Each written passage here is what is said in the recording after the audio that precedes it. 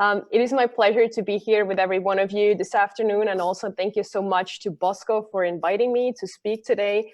I'm quite excited because volatility in today's world is an extremely current topic. I don't think I'll have to remind you about everything that has been going on in the past couple of months. I'm sure every single one of you have been affected in one way or another. And what has also been affected is, of course, the stock market. We see here the Volatility Index. This year has been the most volatile since the financial crisis 10 years ago. And if you look further down the road, since 1990, it has been the second most volatile year this year. So why am I talking about volatility? What can I offer in this regard? I'm from an independent asset manager based here in Zurich, as Urs has indicated.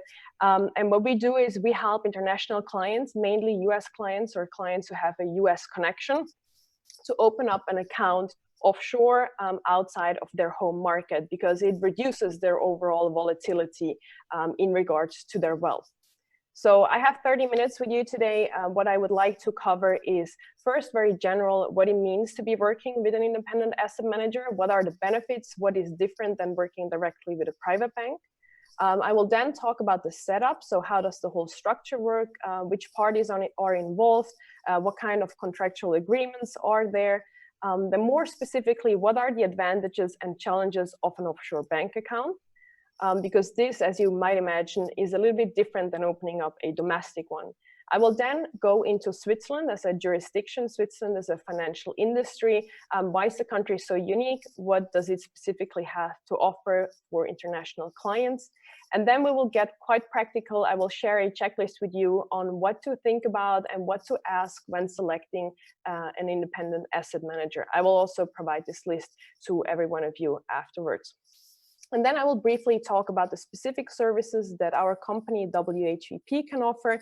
And I will end quite specifically with the process that this is based upon. So working with an independent asset manager, what are the advantages compared to working with a private bank directly?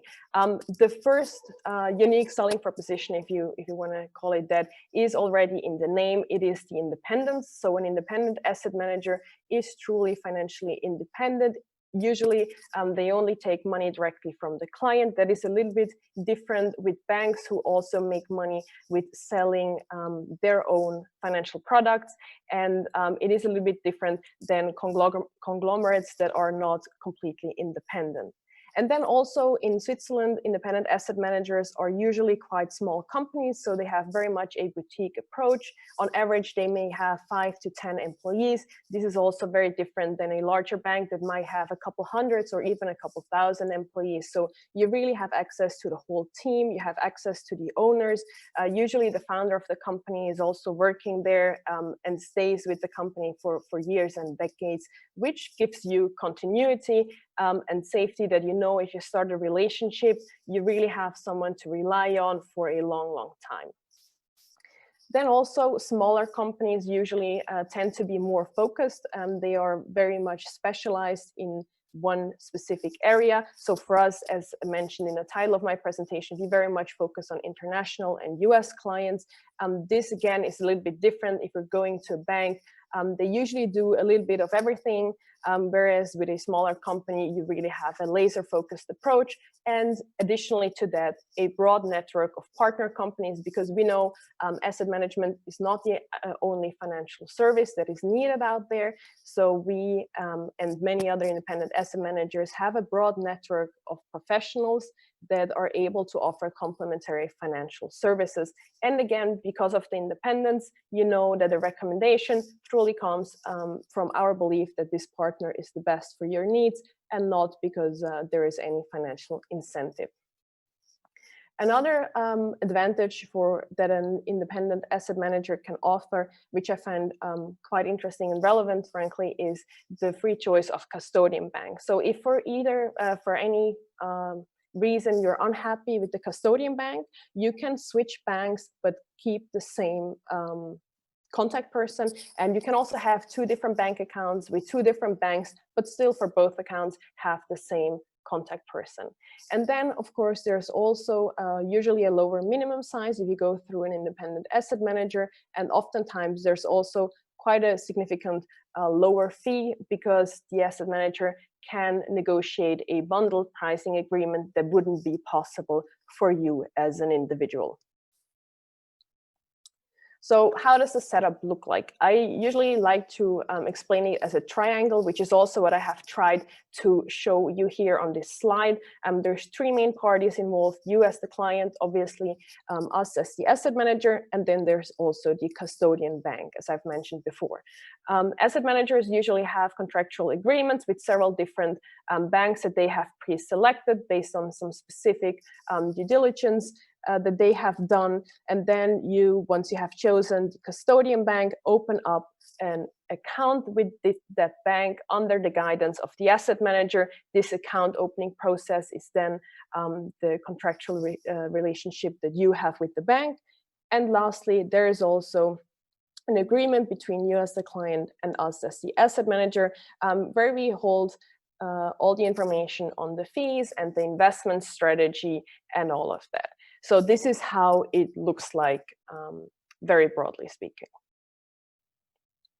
So why would you need to have an account outside of your home country? I think this comic shows it quite nicely. This is basically what we are telling everyone. It makes sense to really distribute your eggs and have a safe nest egg outside of your home country and not have, so to speak, all the children in one basket. A little more professionally shown here on this slide, the main advantage is geographical diversification. So you really have an account in another market than your home market. You have an account in a different currency. And this, as I mentioned in the very beginning of my presentation, reduces the overall volatility of your total wealth. And then, of course, if you have a portfolio manager outside of your home country in a completely different region, you also have a different portfolio emphasis. So you have a person who has a different experience, who has grown up in a different way, in a different place, and sees the world just a tiny bit different than your domestic asset manager might, and also has a different area of expertise usually than what you can find in your home market. Then, of course, with an offshore bank account, you also have an added layer of asset protection, and it is definitely also possible to include a Swiss bank account in an asset protection structure that is already set in place. So it is also possible to have a Swiss bank account for your trust, your LLC, or even your individual retirement account. More on that later on. Then we also like to say that you have enhanced privacy protection. This is not to be confused with secrecy. The account will be legal and compliant, and it will also be indicated to the IRS that the account exists, but still the privacy part is much higher than if you just had a bank account in your local bank down the road in the town you grew up in. And then the very last point, a protection against a sinking domestic currency. So the US dollar, for example, has been under very much pressure in the past couple of months. Compared to that, the Swiss franc has just gained more and more strength. We like to have a very diversified portfolio across different safe haven currencies, which will insulate you against a potential decrease in value for your home currency. Having said all of those advantages, I think it is important to also talk about the challenges. I think it's important to show a complete picture, and there are a few negative points that are, in my opinion, definitely not outweighing the advantages, but there are here, and you should be aware of them if this is a solution that you're considering. So first, Switzerland is a lot of things, but it is not a cheap country. So we believe that Switzerland is definitely worth the added cost, but it is something that you need to be aware of. If you're looking for a very cheap solution, Switzerland is probably not the place to be. Also, finding a competent partner and doing your due diligence is a bit more complicated if you're talking to someone overseas. This goes in the whole distance and time difference thing. It's definitely doable, but it probably will need a little bit more time, because especially in current times where we have closed borders and travel restrictions, it's not that easy to physically meet up and really have an in-depth conversation. So you will have to rely on modern technologies, which have become quite good over the years. So not a lot to worry about there, but just something to be aware of. And then the last point, the paperwork. Yes, it's definitely possible to move your money to Switzerland as a US citizen. There's a lot of people who are happy to help you with this, but it involves definitely a bit more paperwork than if you were to do so in your home country. As I mentioned before, we as an independent asset manager are more than happy to help you, walk you through the whole process. We will discuss all the paperwork with you. We will make it as easy as possible, but still there is some time involved in setting everything up. So now let's talk more specifically about Switzerland. I live in Switzerland, and yes, the flag is a big plus, but there are also other things that I think make Switzerland quite unique and quite a special country. And I would like to take the next couple of minutes to talk a little bit more about that. There are different jurisdictions out there, and all of them have their strengths and weaknesses.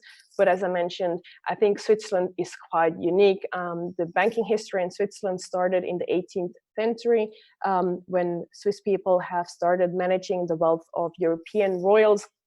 And we have since then had a very long track record. We're world known for our finance. Over 5% of the population is working in the financial industry. Almost 10% of the national GDP is built upon in the financial industry. So this is definitely something that we take seriously and that we also take great pride in. We have an exceptional education system. So quite a few people start working in a bank when they're 15, obtaining their high school diploma next to working in a bank. We're known for our professionalism, integrity, our punctuality. So we feel that Swiss people are quite reliable and easy to do business with. Also, as a nation, the country is quite wealthy. We have a very low debt ratio. So currently, I think the debt to GDP ratio is around 38%, compared to, for example, the US, where it is around 120%. We have a very stable economy. This has also been shown again this year with the corona pandemic. We have political neutrality. We have avoided both world wars, despite them being very close to our door. We have also just become a member of the United Nations in 2002. We are still not a member of the European Union. This has repeatedly been rejected by the Swiss people. We like to be independent. We like to be a little small island of independence within Europe. The country also has very strict federal laws, and we have very good regulations, which also comes with a great deposit protection scheme. So up to 100,000 Swiss francs are insured in the highly unlikely case of a Swiss bank going bankrupt. Having said that, all equity and bonds and physical precious metals investment are in your own name and not on the balance sheet of the bank. So you really have a high level of security there. And then lastly, again, as mentioned before, the Swiss franc is a world-known safe haven currency, which is also, or especially shown in crisis, as we have seen in the past couple of months. So, how to choose your asset manager. Now, if you have heard all of this and you feel that this is a good solution, something that might make sense for you or for your clients, what are some of the things that you will have to consider when selecting your asset manager? I think first and foremost, it's very important. We're talking about hard-earned money, and it's important that there is a solid foundation of trust, and that also there is a alignment on values and the investment strategy. So there might be a fantastic asset manager out there where you just don't really feel that it makes sense from a personal point of view, or where it doesn't make sense from your values or from the investment strategy, where it is just not aligned with you, even though it's a great company. And then our advice is to just keep on looking forward, looking for a person where you really feel that it is a good fit and that a partnership will be mutually beneficial. Because setting up a structure like this is usually intended to last for many decades or even generations. So it definitely makes sense to better talk to one person more if you are not feeling 100% confident with the company that you're dealing with. So more specifically, what are some questions that you need to ask? As I have said in the beginning of my presentation, I have put together a checklist with 50 questions that you might want to consider asking when selecting your asset manager. I'm not proposing that you print out the list and ask a person all of the 50 questions. A lot of them are usually answered in the company brochure or on the website. It should just be a first point of inspiration where you can read through the list and see which questions speak to you, which questions are relevant for your personal situation. So feel free to download that after I finish talking. Some questions picked out here, you should definitely ask about the regulation. So which authority is the organization regulating? In our example, that would be relevant from a Swiss regulations point of view, but also from a US regulations point of view, because we are in the cross-border business, we have to adhere to the rules and regulations of both countries. So depending on where you're coming from, depending on in which country your asset manager is, this might be different, which authority is in charge, but it's definitely something to be aware of and something to talk about. Then quite a common sense question, what are your academic and professional credentials? Make sure that the person you're talking to really has the experience necessary to manage the money, has the network necessary, has the education that is necessary. And then another question that might seem obvious, what are the fees? I think even more important than that is how are the fees put together. So it's not just about how high or low are the fees, but what do they consist of? Are there any kickbacks from the banks or from other service providers? Are there any kickbacks from financial products? Whatever they are, they might be fine, but it's just something that you need to be aware of if there are any conflicts of interest, that you can make a fully informed decision. How would you deploy my funds? This is also a quite logical question. So talk about the investment strategy, the investment philosophy, and the general worldview and market outlook of the company before you send your money. Make sure that you are aligned on how the money should be invested before you get going. Another question that I find extremely important that I feel a lot of people are not asking when I talk to them is how frequently do you communicate with your clients? Again, there's no right or wrong, but it's just important that it aligns with what you're expecting. If you're expecting to hear from your asset manager every week and they are planning to call you once a year, it might not be a good match. Additionally, to how frequently the communication is, what should also be discussed is the means of communication. So is it personal meetings? Is it calls? Is it email or mail? Whatever it is, it's just important that you feel comfortable with the way the company is communicating. And then the last question is also something that not a lot of people are asking is how can I retrieve my investment? If you, for whatever reason, are unhappy or if you are in need of your money in your home country, how can you get your money back and how quickly can you get your money back? So are there any requirements in terms of notice period or how the closing has to be done from a procedural point of view? It's just important that you know how you could get out of there if you want to or if you need to. So now our services. This is now quite specific to our company, WHVP. We offer two kinds of services. One is the regular asset management service where every account is invested in a tailor-made and individualized portfolio. The minimum investment size there is $500,000 US. The yearly management fee is 1.5% charged on a quarterly basis. Important to note there, this is the fee up until 5 million. If the assets exceed this amount, the fees become negotiable. The custodian bank, you are free to choose. On the next slide, I will talk a little bit about the options that we are currently offering. Then, as I said, it's a tailor-made mandate. So we do have some asset allocations, we have some ideas, we have some baseline to start the discussion, but then in the end, it's up to you on how the funds are exactly deployed. And then we have quarterly calls. Usually that's the default. You will also receive quarterly statements directly from the bank. You will receive a quarterly report from our company. You can have an online access if you would like that. And you can, of course, also get a yearly tax statement so you can file the taxes in your home country. And then compared to that, we have our permanent portfolio, and the main difference there is the investment strategy is standardized. So we have a standardized balanced mandate that every client in our permanent portfolio is invested in the same way.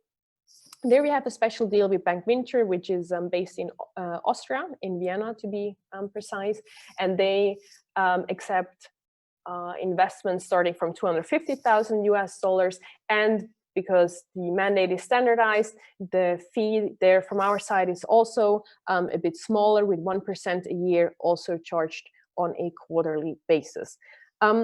You still get the reports on a quarterly basis, you get the tax statement, you get an online access, all of that is the same, but the default setting there is that we have a yearly call where we discuss the portfolio.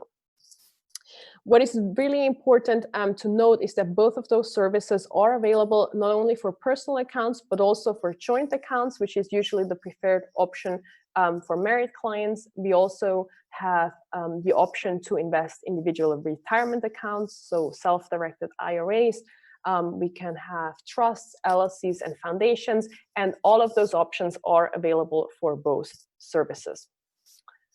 So just a short second on our custodian banks. Those are the 4 banks that we are currently working with. I have listed them here in alphabetical order. Bank Manger and Wiener Privatbank are both based in Austria. Kaiser Partner Privatbank is based in Liechtenstein, and Fontable is based here in Switzerland, in Zurich, quite close to our office. All 4 banks we have been working together with for a long time. We know the people, we have very close relationships with the bank, and they are highly capitalized. They have a good rating and a good reputation. So we feel very comfortable with all of those options.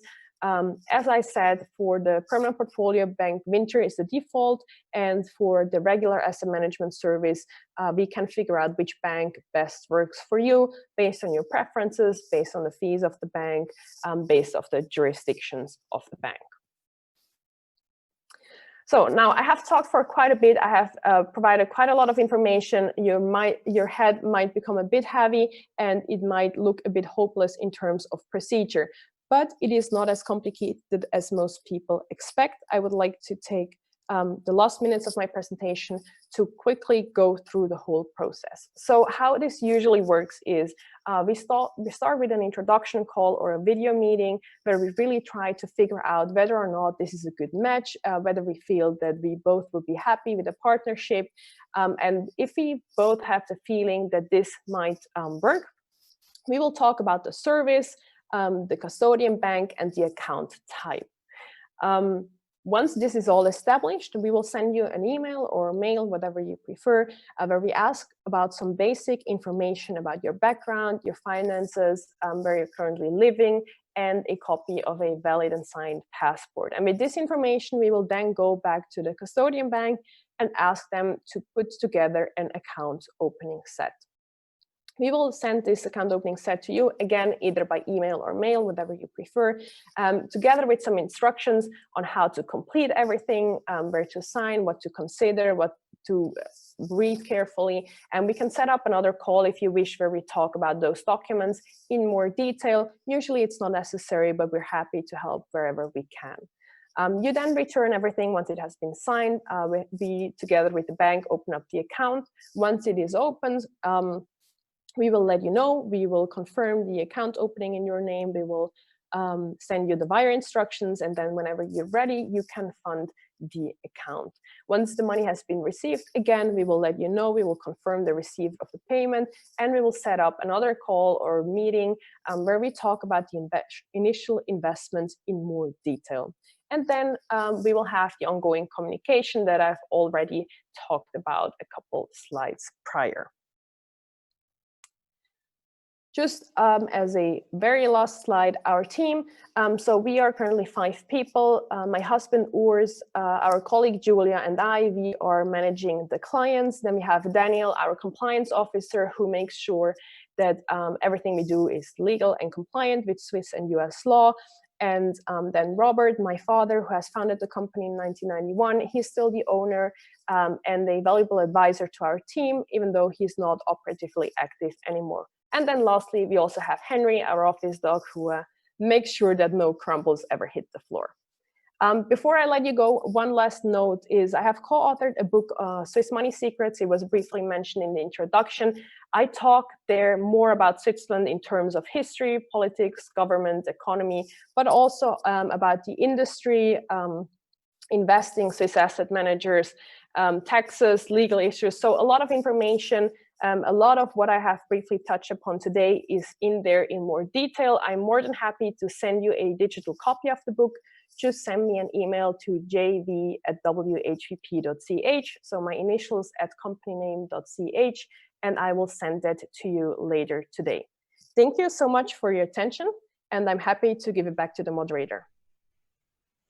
Well, thank you, Jamie, for this very interesting presentation. Me as Swiss, of course, it's always nice to hear Swiss people to speak so nicely about our country. Of course, it's great, and that you have taken a photo of the Alps, I guess, from Graubünden, where I'm coming from. This looks all good to me. And also nice that you offer a book which you have written. I definitely will take up that offer. One question is it really possible to open these bank accounts by mail? The people don't need to visit the banks to sign the account opening forms? Yes, that's correct.